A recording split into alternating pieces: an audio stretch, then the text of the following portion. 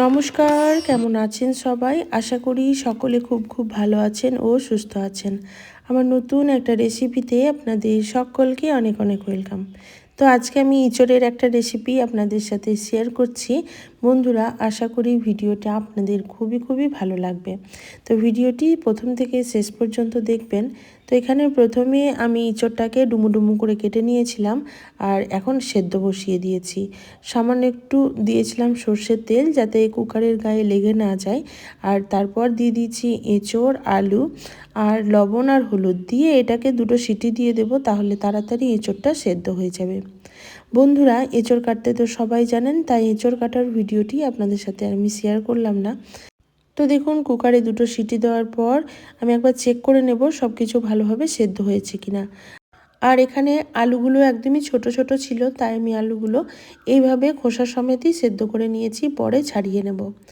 এখন এটাকে একটা ঝুড়ির মধ্যে ঢেলে দিলাম, দিয়ে এক্সট্রা জলটা আমি ফেলে দেব আর এঁচড় আলুটা আলাদা করে নেব। তো এই যে দেখুন, এঁচড় আর আলুটা আলাদা করে নিয়েছি আর আলুর খোসাটাও ছাড়িয়ে নিয়েছি। এখন গ্যাসের ওভেনে একটা কড়াই বসিয়ে দিয়েছি। কড়াই খুব ভালো করে গরম হয়ে গেলে এতে দিয়ে দিলাম সর্ষের তেল। এবার সর্ষের তেলের উপর দিয়ে দেবো এঁচড়টা। এঁচড়টা কিন্তু খুব ভালো করে একটু ভেজে নেব, তাহলেই এঁচড়ের তরকারিটা বা এঁচড়টা খেতে বেশি ভালো লাগবে। তো এঁচড়টা একটু লাল করে সময় নিয়ে ভালোভাবে ভেজে নিতে হবে। তো এই যে দেখতেই পাচ্ছেন, এঁচড়টা কিন্তু মোটামুটি অনেকটাই ভাজা হয়ে এসছে। এই পর্যায়ে আমি আগে থেকে যে সেদ্ধ করে রাখা আলুর টুকরোগুলো সেটাও দিয়ে দেব। আলুটাও কিন্তু একটু ভালো করে ভেজে নিতে হবে, তাহলে খেতে বেশ ভালো লাগবে। এঁচড় আর আলু আবারও কিছুক্ষণ সময় নিয়ে ভেজে নেব। যদিও আমি এঁচড় আলু সেদ্ধ করার সময় লবণ হলুদ দুটোই ব্যবহার করেছি, তারপরেও আমি ভাজার সময় সামান্য একটু হলুদ গুঁড়ো ব্যবহার করলাম। এতে ভাজাটা খুব তাড়াতাড়ি হয়ে যাবে আর কালারও খুব তাড়াতাড়ি চলে আসবে। নেড়ে চেড়ে এঁচড়টাকে এবার নামিয়ে নেব।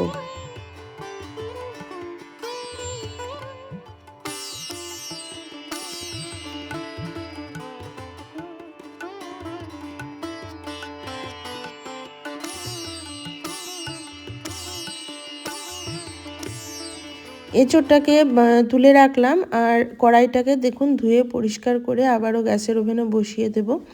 দিয়ে দেব পরিমাণ মতো সর্ষের তেল। এবার ফোড়ন হিসাবে আমি ব্যবহার করছি গোটা গরম মশলা, শুকনো লঙ্কা আর গোটা জিরে। তেলটা যখন ভালোভাবে গরম হয়ে যাবে তখনই ফোড়নটা আমি দিয়ে দেব।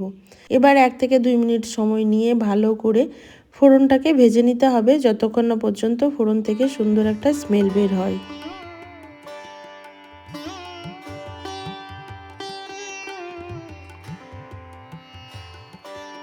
ফোড়নটা ভাজা হয়ে গেছে, এবার এর মধ্যে দিয়ে দেবো একটা বড় সাইজের পেঁয়াজ কুচি।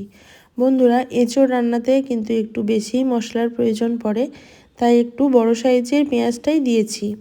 এবার পেঁয়াজটাকে খুব ভালো করে একটু ভেজে নিতে হবে।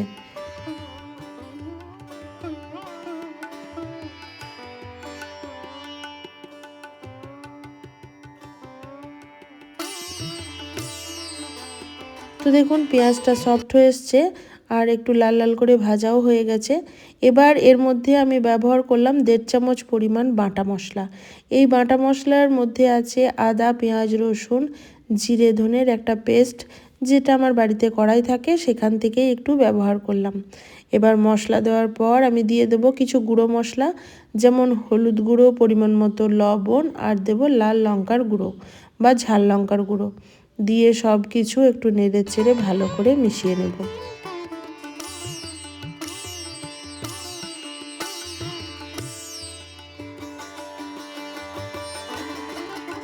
মশলাগুলো সব কিছু মেশানো হয়ে গেছে। এবার এর মধ্যে আমি দিয়ে দেব টমেটো সস। বন্ধুরা, আজকে আমি এই রান্নাতে টমেটো সস ব্যবহার করছি, তাই এই রান্নাটা সিম্পল হলেও খেতে লাগবে কিন্তু দুর্দান্ত। এই একটা উপকরণ ব্যবহার করেই আপনি এঁচোড়ের তরকারিটা কিন্তু একদমই অন্যরকম একটা স্বাদ আনতে পারবেন। দিয়ে দিলাম পরিমাণ মতো জল, যাতে করে সব কিছু মশলা পুড়ে না যায়, তাই টমেটো সস দেওয়ার পর একটু জল ব্যবহার করেছি। এবার এই মশলা থেকে যতক্ষণ না তেল বেরিয়ে আসবে ততক্ষণ পর্যন্ত সময় নিয়ে মশলাটাকে কষিয়ে নিতে হবে।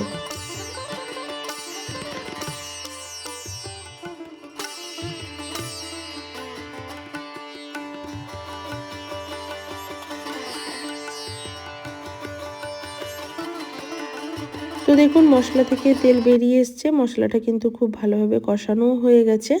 এবার আমি আগে থেকে ভেজে রাখা এঁচোড় আর আলুটা অ্যাড করে দিলাম, দিয়ে মশলার সাথে খুব ভালো করে একটু মিশিয়ে নিচ্ছি।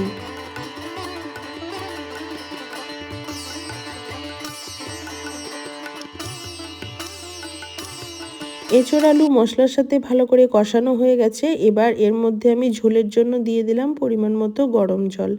বন্ধুরা, আজকে আমার এই রেসিপিটি একটু গ্রেভি গ্রেভি হবে, তাই সেই বুঝে এখানে আমি ঝোলটা ব্যবহার করেছি। এবার সব কিছু ভালো করে ফুটিয়ে নেব। বেশ কিছুক্ষণ সময় নিয়ে সব কিছু ভালো করে ফুটিয়ে নিয়েছি।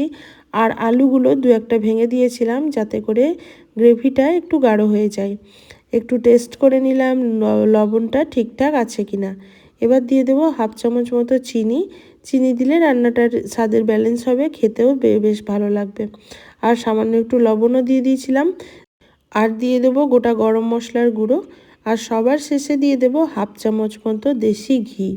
ব্যাস, আর কিচ্ছু লাগবে না। এবার সমস্ত কিছু মিশিয়ে স্ট্যান্ডিং টাইমে রেখে দেবো বেশ কিছুক্ষণ। বন্ধুরা, আজকে আমার এই সহজ সরল ইঁচড়ের রেসিপিটি আপনাদের কাছে কেমন লাগলো অবশ্যই একটা কমেন্ট করে জানাতে ভুলবেন না। গরম গরম ভাত, রুটি, পরোটা, লুচি সবার সাথেই কিন্তু এই রেসিপিটি খাওয়া যাবে। তো চলুন পরিবেশন করে দেখাই কেমন হয়েছে।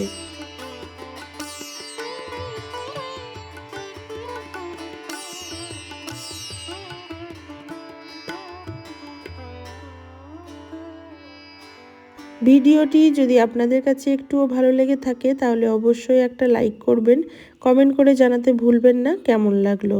সবাই ভালো থাকবেন, সুস্থ থাকবেন। আজকের মতো এই পর্যন্তই বন্ধুরা, টাটা।